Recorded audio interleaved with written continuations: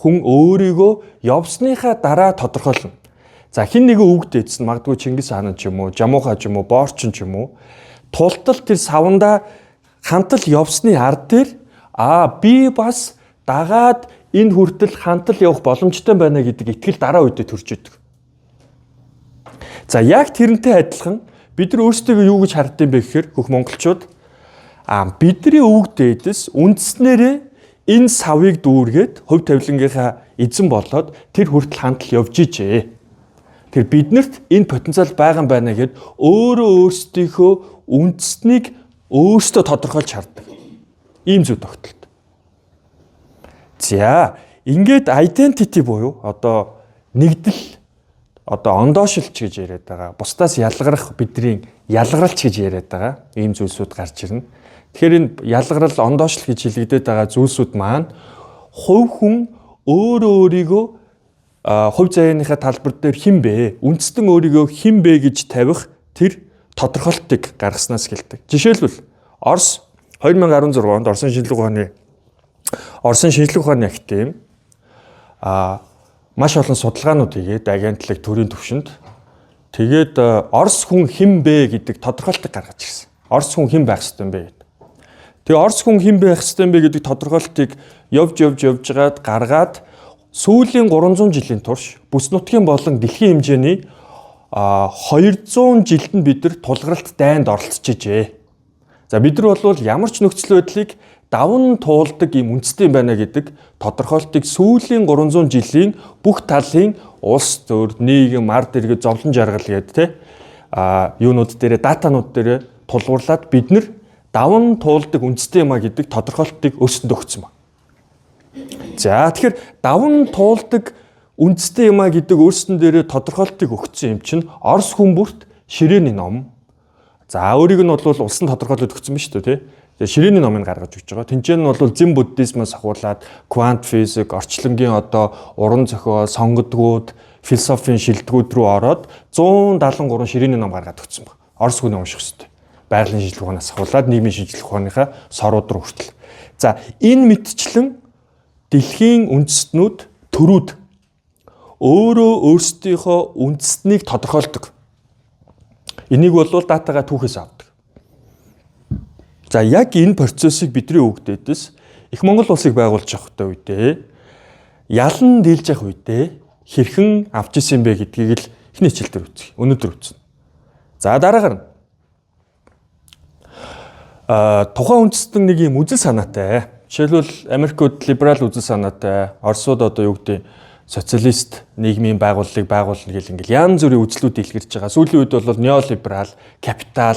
За капиталнууд нь бол капитал үзэл санаа нь бол неокапитал гэд ингээ явчихж байгаа. За капитал гэдэг нь бол хөрөнгө мөнгө бүх зүйлээр дамжуулаад ард иргэдийг эдийн засгаар засаглана гэж байгаа бол неокапитал гэхээр бол хүмүүсийг эдийн засгийн өршөөрөх дотор бүр ингээд яаж оролцуулах уу гэд янз бүрийн эдийн засгийн өршөөргүүдийг ашигладаг.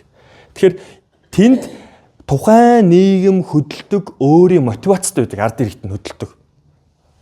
Зарим нь ингээ айдсаар хөдөлж байна. Зарим нь бол юу гэдэг шашнаар хөдөлж байна.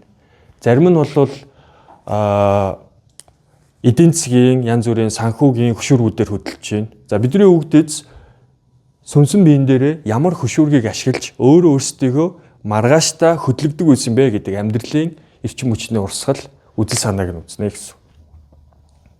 За 2 дахь сургалт нь. За 3 дахь сургалт нь бүгдээрээ гэгээ мөх тэнгэр минь гээл бидний дээд шүтээ ингээл ярьж байгаа. За энэ нэг юу юм бэ? Өвгдөөд шүгүү томьёолсын Согтонбэг хатын ихаад хаттууд энийг яаж улс орныг засаглах бүр засаглалын хэрэглээнд мөх тэнгэр гэдэг энэ ойлголтыг оруулж ирдэг байсан юм бэ. За жишээлбэл Монгол төрийн тамган дээр тэгж байгаа. Их Монгол улсын далай хаан тэрний зарилгаар мөнх тэнгэрийн хүчинд ор гэд ингээд дандаа дээд зам ёс, дээд хуйлуудыг бид нэр хэрэгжүүлж байгаа ард түмэн шүү гэдэг төгс итгэлтэйгээр аливаа нэг үйл ажиллагаа хийж байгаа. Ер нь хүн үйл хэрэг хийхэд тухайн хүнд нэг итгэл хэрэгтэй.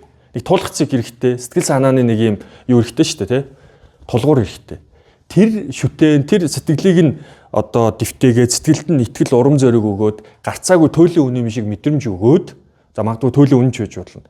мэдрэмжийг өгөөд гарцаагүй тэр дэлхийг одоо Аз Европыг эрхшээх тэр хүчийг өгсөн тэр итгэл үнэмшил шүтээний юм бэ гэдгийг үзнэ гэсэн. Тэгэхээр бидний үгдээс жоох. Өнөөдөр бол мөнх тэнгэр ихээр нэг буурал цагаансгалтай өвөө дээд тэнгэрт суучаад тэгээ ингээ бүгдийг харж идэг. Тэгээ монголчуудыг л хардаг. Бусад улс үндэстнүүдийг хардггүй. Тэгээ монголчуудын л одоо дээд тэнгэр нь тэгээд монголчуудад маш их хайртай. Ийм юм мэтэр ингээ ярьж ойлгоод ингээ янз бүрээр ойлгоод. Тэгээ бүгд мөнх тэнгэр гэдэг бол асар тийм том хуулираа, энергийн хуулираа юм аа. Хамгийн гол нь энэний энергийн хуулирыг тоглоомын дүрэн буюу хэрхэн ажиллаж байгаа механикийг ойлгосон ард түмэн энийг нь ашиглаж өрсөндөө ашигтайгаар сүнсэн биеийн тэлэлт, эзэн биеийн тэлэлтийг хийж ийна л гэсэн. Механикийг нь ойлгохгүйгээр одоо жишээлбэл бид нэг газар ороод суудаг тий шатар гэдэг тоглоом тоглох гол үзье. Шатрын дүрмийг ойлгохгүйгээр яаж хожих уу тий. Энэ маань хүүн урагшаага нүд юм уу яаж иддэг гэж асуусаргаад хожигч шүү дээ тий. За тийм гэсэн. За тэгэхээр энэ чинь том системийнхаа механикийг бидэрт үлдээсэн байгаа. За энийг нь бүр нийгмийн амьдралд тусгалаа болгоод буулгаад ингэ явдаг гэсэн. За дараагаар нь бидний туйлын зорилго. За монголчууд нэг дундын аливаа нэг байгууллага хамтын зорилготой. Алсын хараа эрхэм зорилго гэл байгууллага руу ороход байж байгаа шүү дээ. Самбар дээр. Тэгэл манай шилдэгүүд гэл те. Тэгэл ингээл юу гэдэг үйл ажиллагааны төлөвлөгөө юу ч гэдэг ингэ байж байгаа. За тэгэхээр үндснээр бас хамтын зорилготой байсан. Хувь хүн болгоны амбицийг дагаалах юм бол өдөртөгчөнд толгойн өрчих штэ. За энэ ийм хүсэж байгаа, тэр тийм хүсэж байгаа, энэ ийм хүсэж байгаа.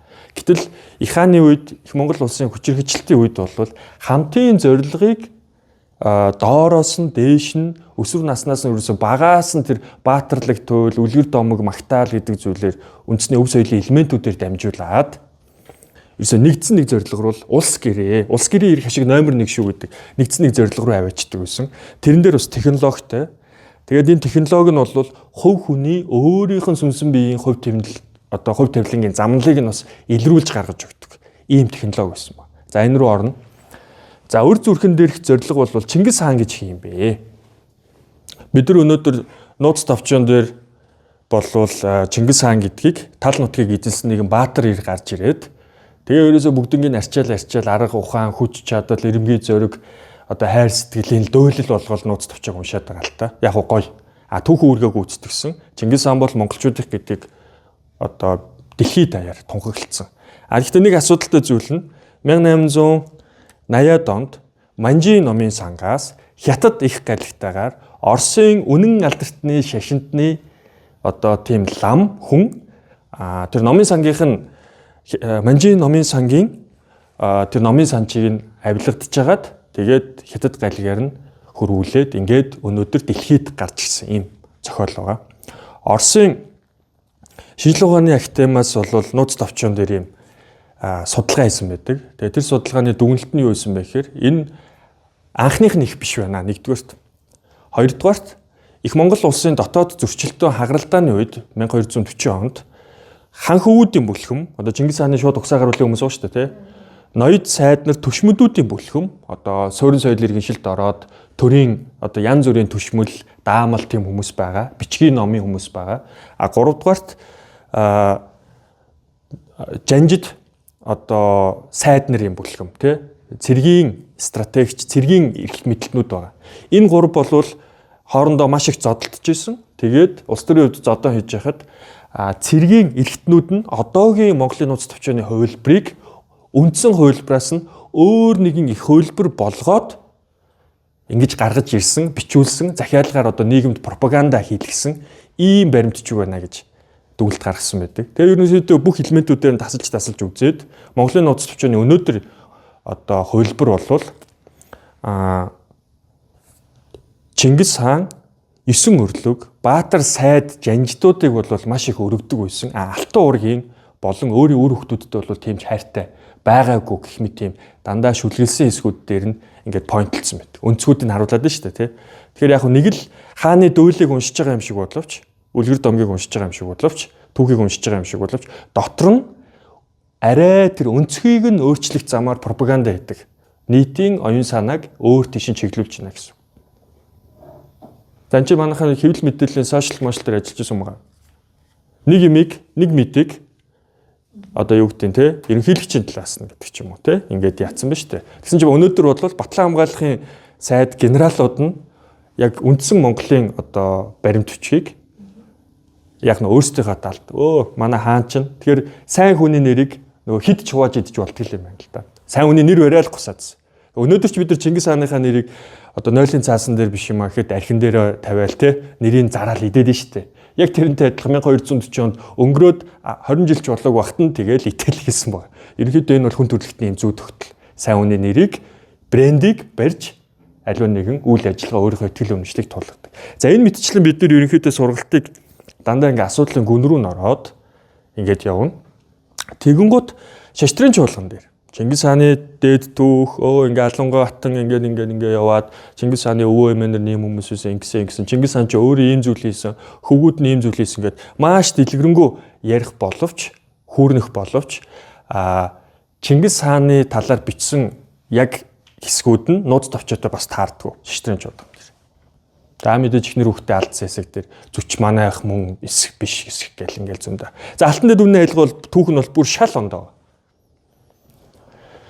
Их Монгол улсын ард иргэд хамаг Монголын ард иргэд Их Монгол улсыг байгуулахаас өмнө тий 17 настай Тэмүүчнэр 1000 хүнтэй отог захируулжсэн тухай мэдээлэл байдаг. За нууц төвчөн дээр яадгүй. Зүгээр таргуудаа чинь зүгээр барьж авч хяргаж хайчих гал толгойг нь аваад тэнгэр тахна гээл тий тугаа тагчих гал эмээгээ замчлуулчих гал одоо кинон дээр бол ингээл асуудлууд гардаг шүү дээ тий. Тэгэнгүүт хэдийгээр бидний үгдээс тухайн цаг үед улс төртэй ийм асуудлуудтай байсан ч гэсэн одоо юу гэдэг арайч одоо их өдөртөгчийнхаа хүүхдийг хайж нүүтлээч гэдэг юм уу эсвэл их өдөртөгчийнхаа хүүхдээр Тэмүүчин Чингис хаан чинь Хабуул Бартанбаатар Есүхэ Баатар гэдэг хамаг Монголын хамаг сор хүмүүсийн өр хүүхэд авах одоо ачицээ байгаа байхгүй юу. Тэгэхээр тэр хүнээр одоо юу гэдэг эмээгийнхаа сүнсийг дагуулж хөтлүүлэхдээ тэнгэр рүү явах тийм замчлагчаар хизээч яахгүй юм байл. Хоёрдугаарт монголчуудын хувьд нэг юм тогтсон зарчим байдэ удирдлагын ухаан дээр. Тэр нь бол хизээч хүнийг хайрлахгүй байгаа. Ялангуяа хүний алаг үрд те бага насны хүүхдэд ямар нэгэн хал үзүүлж байгаа тэр удирдгчийг хүм биш гэж үздэг. Ягаад гэвэл монголчуудын хаан гэдэг үгний утга нь их хүн гэсэн утгатай үг. Хүн чанарын хувьд агуу, хүн чанарын хувьд дүүрэн, далай мэт гэсэн утгатай үг.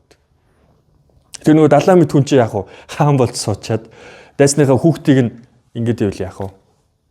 Тэрийг дагах хүмүүс хүн чанараар нь биднээс илүү гэдгээр нь тэр ард иргэд дагддаг л байсан юм байна л да хамаг монголчууд. За тийм зүйл төгтөлтэй. Тийм учраас их сурвалжууд дээр хаанаас юу гарч ирээд яг юу болоод байгаа гэдэг дээр асар их зөрөлдөөнүүд байдаг. За тэгээ боллоор ирэх юу гэд ингээ явах юм бол өшөө бүгдээрээ дундад зүүн үед шашныхан орж ирэл л та. Бас сайхан нэрийг барайл ингээл шашныхан номлолыг. Чингис хаан ч өстө манай хаан. Гэхдээ Чингис хаан чинь ламыг их дээдлжсэн хаан байхгүй гээл дундад зүүн үед шашныхан ороод. За нэг ерөнхийдөө Монголын түүх Чингис хааныхаа нэрээр тухайн цаг үеийн эрх ашиг хөөсөн хүмүүс яах нь өөрөөсдөө бичдэг. Одоо арчилсан юм. Манай хаан ч тэгэл явна те. Тэгэл дараагийнх нь ингээл яв. Тэр бүх түүхэн цаг үед ийм зүйл байдаг байна. Тэгэхээр бид нар алтан дэд үнэ айлгуун дээр яг цэвэр язгуур үг хэллэг сэтгэхүй арга зүйгээрээ ирсэн монголчуудын баримт бичиг бол алтан дэд үнэ айлгуун дээр Чингис хааныгаа монголчууд юу гэж үздэг байсан юм бэ гэдгийг үзнэ гэсэн. Тэр нь бол маш чухал гэсэн. За дараагаар нь их хааны замналтай, бүр эцэг дээдсээс замналтай, Монгол эр хүн болгон замналтай. Бүрийн тэнцвэж хааны замнал гэж байна. Тэр замналыг яаж авч явд юм бэ гэдэг юм 9 хүн зүг гэдэг ойлголт байгаа. Маа нөгөө юун дээр байгаа хүмүүс бол ерөнхийдөө нэг 9 байгаа гэд мэдж байгаа тийм. Эр дөрөөр бэлэг өвгөний зан зүүн гэдэг байгаа. За энэ 9 бол өөрөө багцлагдаад нэг юм замнал болдог, амьдралын зам мөр болдог, амьдралын дасгалжуулалт болоод явдаг. За ерөөсө гол санаа нь бол хүн яаж ухамсартай өөрийгөө зөв авч явах юм бэ? Энэ квен гэдэг үг нь хүн шиг хүнлэх гэсэн утгатай үг. Хүн гэдэг үгний язгуур көн гэдэг. Одоо Баруун аймгийн дуудлагаар бол көн гэдэг байгаа шүү дээ. Тэр гэсэн үг. За яагаад энэ монгол хэл ингээд энчээ мөл өсөв? Квен, эрдэм, тэнгэр гээд те ингээд боловсролыг одоо чинь урд үгээд өөрөөр хилээд байгаа юм бэ гэдэг асуулт гарч ирнэ. За өнөөдрийн хал хаялга гэдэг байгаа төвийн монгол хэл бол юу гэхээр Хувлаа хааны үед их юан гүрний үед нүүдэлчид хятад буюу суурин газрыг эрхшээхийн тулд өөрсдийн одоо нүүдэлчдийн сэтгэлгээ байгаа шүү дээ, тий? Байгаль ихтлгээтэйгээ малхуудаа шууд харьцдаг. Тэр сэтгэлгээгээр сэтгээд энгийн суурин газар тариалан эрхэлдэг ард иргэдтэй ойлголцохгүй гэсэн. Нөгөө хүмүүстэй ойлгуулж чадахгүй гэсэн. Тэгэхээр задгаас сэтгэдэг шүү дээ, тий? Тэр улсууд бол илүү хашаандаа сэтгэдэг. За би өнөөдөр энийг л хийх ёстой, дараа нь энийг л хийх ёстой, дараа нь энийг л хийх ёстой гэж ингэж сэтгэдэг. Тэгэхээр энд ингээд сэтгэлгээний зөрүү гардаг. Сэтгэлгээний зөрүүг нь ойртуулахын тулд 18-ын тойл бичиг, 38-ын тойл бичиг гээд монгол хэлийг суурин соёл иргэншил рүү одоо цэгцэлж, хөрвүүлж илүү энгийн тодорхой болгож ирсэн гэсэн. Ерөнхийдөө сүнсэн биен дээр авиа зүү илүү сэтгэлгээн дээр хэрэглэгддэг ийм хэлийг тэрийг нь илүү эзэн биен дээр бүх зүйлийг нь тодорхой болгож ирсэн гэсэн. За ингээд юан гүрний үед өөрчилсөн. За дараагаар нь явсараа дундад зууны үед манжин даралд орж ирсэн. Тэр үед бол манжин төртэй ингээд хамтарч ажилладаг байсан. Тэгээд тухайн цаг үед бол манж шашны нөлөө орж иж байгаа. Зүйл толгойд улсын үед бас ингээд орж иж байгаа. За ингээд 90 онд бол баахан англи үгнүүд орж ирсэн. Ингээд өнөөдрийн бидний хэл одоо хал хаялга гэдэг хэл маань үүсэн бүрэлдэж одоо бий болсон байна. За уг чанартай бол алтан дэд үнний аялга өөрөө илүү баруун нутгийн алтай аялга руугаа илүү төстэй. За алтай нүрзэдгой буюу одоо энэ алтан дэд үнний аялгыг бидэрт хөрвүүлж ирсэн хүн бол хэлсэн байгаа. Би бол энийг Киргиз, Татар, Туркмен ингээ олон Станы ард түмнүүдийн одоо язгуур үг хэллэгээс үгнийхээ утгуудыг барьж авч ингэж явж ирлээ. Энийг алтайн язгуур хэл гэдэг асар том нэг айс аваас үүдэлтэй гэсэн үг. За ингэж явж ирсэн байна. За хэлний үед тухайд юм байна. Тийм учраас зөрүү гардаг. Бид нар их Монгол улсынхаа үеийн одоо үг дээдсийнхаа дэлхийг агшааж ирсэн тэр цаг үеийн сэтгэлгээнээс холдсон байгаа нь бас хэлтэй нь холбоотой. Өнөөдрийн бидний халах хэл бол биднийг тэнд аваачихгүй.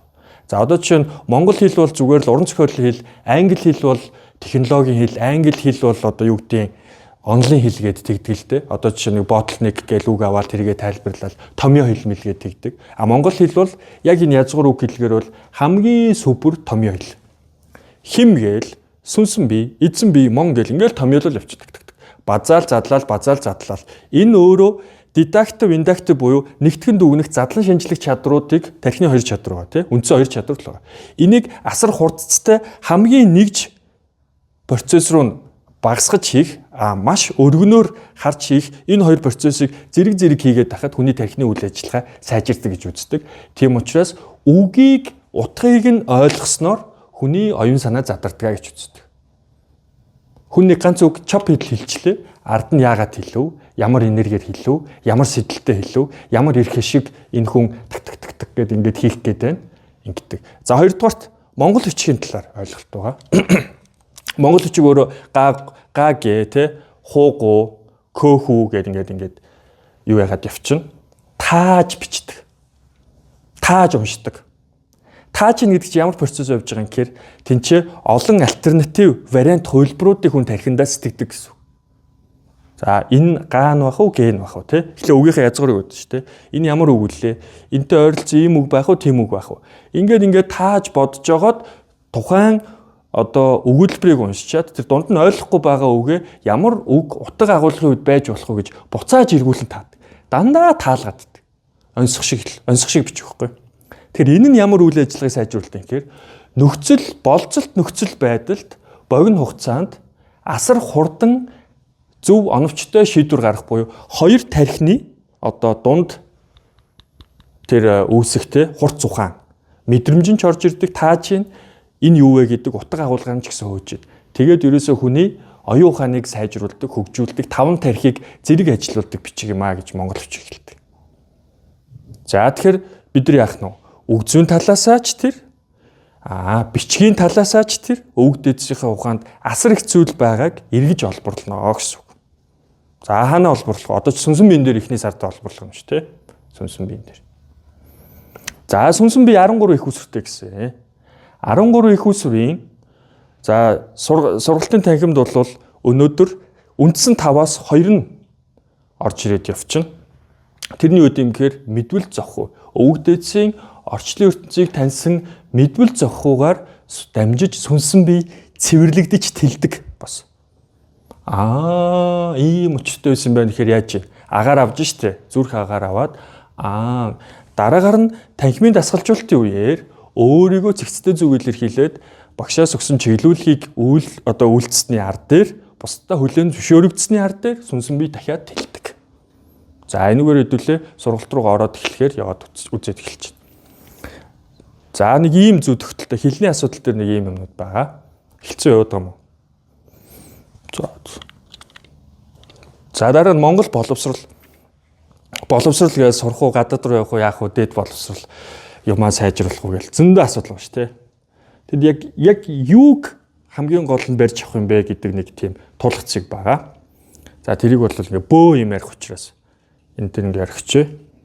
За биднийг ингээд сүмсэн биеигч тэр агшааж байгаа, эзэн биеигч тэр ур чадваргүй болгож байгаа, оюун ухааныг ингээл нойр хүргээл те ингэж байгаа. Бие махбод биеигч тэр залхууруулж байгаа маш олон хүчин зүйлүүд байна. За энэ дээр юу байгаа вэ гэдгийг нь бид нэр өөрөө өөрсдийгөө устгаад байгаа тэр ухамсаруудын их усрыг нь барьж авна гэсэн. Хаана хизээ хин гэдэг хүн юу зохиогоод тэр амьдрал дээр хэрэгжээд бид нар өнөөдөр ингээд агшаад жижигрээд байгаа юм бэ гэдгийг хариулт ирнэ гэсэн. Тэгэхээр илүү нөхцөл байдалд тактиктай юм ухаанаараа барилдаж эхэлж штэ тий. Дандаа сүнстэйлэх юм бол яг гоё мэдрээл байна. Гэхдээ удаан процесс нь удаан. Тийм үү. За дараагаар нь Монгол харилцаа. Ер нь бол сүнсэн биеийн тэлэлтийн 80% нь харилцаанаас шалтгаалдаг. Орчин тойрныхоо энерги эрчим хүчтэй бид нар яаж хандаж байна вэ? За тэгэхээр энэ эрдэм гэдэг 35 эрдэмийг бидний өвгдөөс үлдээсэн байгаа. Тэндээс харилцааны эрдэм, удирдахуй эрдэм гэдэг удирдахуй эрдэмүүд нь 2 дугаар модуль руугаа оролцсон байдаг. Тэгэд хамгийн чухал гэсэн 21, 22 эрдэм байгаа. Тэднийг нь 3 модуль сургалтын турш үзнэ гэсэн. За ингээ харилцаан дээр бол асуудал болно л гэсэн. Өөрсдөө сайн дасгалж болох хэрэгтэй. За тэнгэргээд хөв тавилангийн замнал. За нөгөө хөв тавилангийн замнал нөгөө дээд бие гэдэг байгаа чинь за монгол үгээр бол тэнгэр юм байна. За хэлсэн байгаа юм л да. Ер нь бол хэлсэн байгаа маа ч яах вэ? Ер нь бол тэнгэр гэдэг ойлголтыг бидний өвгдөөс яан зүрийн цаг үед яан зүрээр ойлгож ирсэн. Ялан дийлж явах цаг үедээ, ялагдж явах цаг үед. За шашны нөлөөлөлд ороод ч юм уу эсвэл өөр бусад цаг үе эсвэл өнөөдөр магадгүй 13 дугаар зуунаас өмнөх цаг үеүүдэд тэнгэрээ өөрийнхөө хувь тавиланг дандаа бусдаас хамаатуулж ойлгож ирсэн мэт. Ялагдж явах үедээ. Ялж явах үедээ хинээс хамаатуулж ойлгосон?